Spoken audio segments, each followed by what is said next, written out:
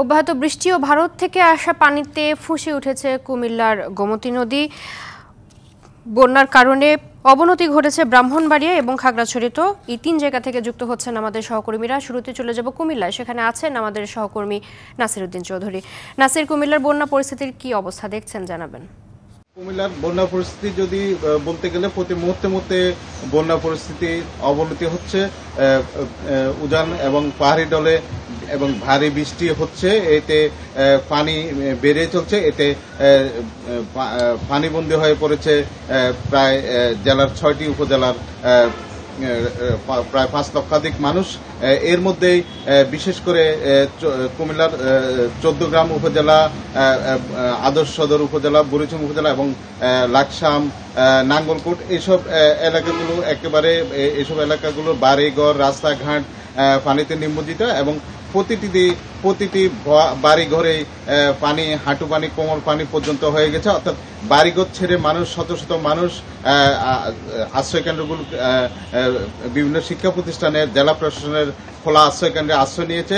সেখানে তারা তাদের প্রয়োজনীয় জিনিসপত্র এবং গবাদি পশু সহ বিভিন্ন জিনিস নিয়ে তারা আশ্রয় কেন্দ্রগুলোতে তারা উঠেছে এবং বলতে গেলে একেবারে মানুষ নিঃস্ব হয়ে অনেকটা এই আশ্রয় কেন্দ্রগুলোতে উঠেছে।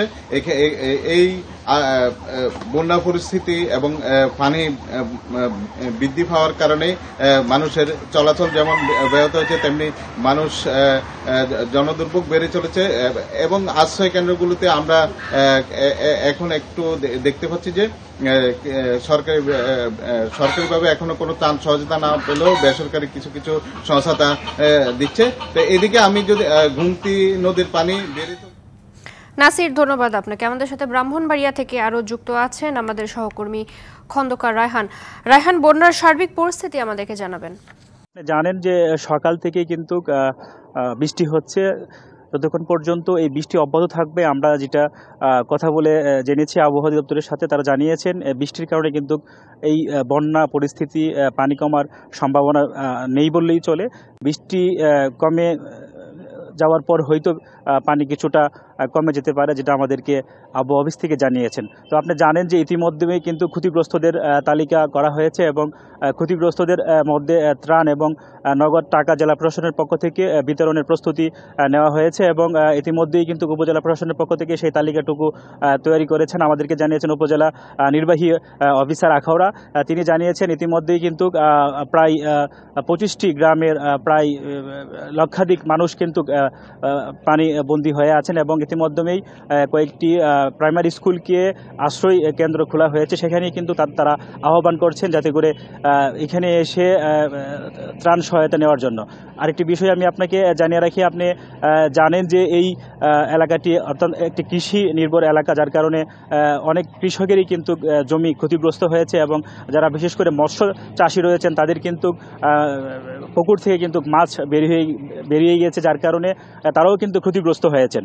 তো আরেকটি বিষয়, আপনি জানেন যে এই এলাকাটি কিন্তু যখন উজানে কিংবা ভারতে ভারী বর্ষণ কিংবা টানা বৃষ্টি হয়, সেই ক্ষেত্রে কিন্তু এই এলাকাটি ক্ষতিগ্রস্ত হয়ে থাকে। তো তাদের দাবি যাতে স্থায়ী একটি তাদের সমাধান হয়, যাতে করে এই ক্ষতি থেকে তারা যেন। রায়হান, ধন্যবাদ আপনাকে। আমাদের সাথে খাগড়াছড়ি থেকে আরো যুক্ত আছেন সহকর্মী সৈকত দেওয়ান। সৈকত, প্লাবিত এলাকাগুলোর কি অবস্থা দেখছেন, আর সাজেকে আটকে পড়া পর্যটকদের ব্যাপারে প্রশাসন কোনো পদক্ষেপ নিয়েছে কিনা জানাবেন। এই মুহূর্তে বন্যা পরিস্থিতি খুবই ভয়াবহ বলা যায়। খাগড়াছড়ির আশেপাশে নির্মাণ অনেক আগে চলে গেছে। আমি এই মুহূর্তে দাঁড়িয়ে আছি খাগড়াছড়ির অন্যতম ব্যস্ততম সড়ক, সরকারি করা সড়কে। এই সড়কে আমি যদি দেখাতে চাই, সড়কের বিভিন্ন পানিতে এক অংশ পুরো এখনো ডুবে আছে, আর এক অংশ গাড়ি চলাচল করতেছে। এবং এইরকম পরিস্থিতি খাগড়াছড়ি কাজ কয়েকটি জায়গায় পানিতে তলিয়ে গেছে, আছে। আমরা খবর পেয়েছি খাগড়াছড়ি 9টি উপজেলার মধ্যে 6টি উপজেলায় বিস্তীর্ণ অঞ্চল বন্যায় পানিতে ডুবে আছে। পানি বন্যে প্রায় 1 লক্ষাধিক। খাগড়াছড়ির সাথে অন্যান্য জেলার যোগাযোগ ব্যবস্থা এখনো বন্ধ আছে। আমি ডাক্তারদের সাথে কথা বলেছি, তারা জানিয়েছেন মানে এই ধরনের বিধ্বংসী বন্যা এরা কোনো মুখোমুখি হননি। আপনি জানেন গত 2 দিন ধরে বন্যার কারণে সাজেকের পর্যটকরা সাজেকের সড়ক বেশ একটি জায়গায় পানিতে ডুবে আছে। এরা পর্যটকরা এখনো ফিরতে পারেনি, ওরা এখনো সাজেকেই বন্দি অবস্থায় আছে। এই ছিল আমার সর্বশেষ খবর। সৈকত, ধন্যবাদ আপনাকে।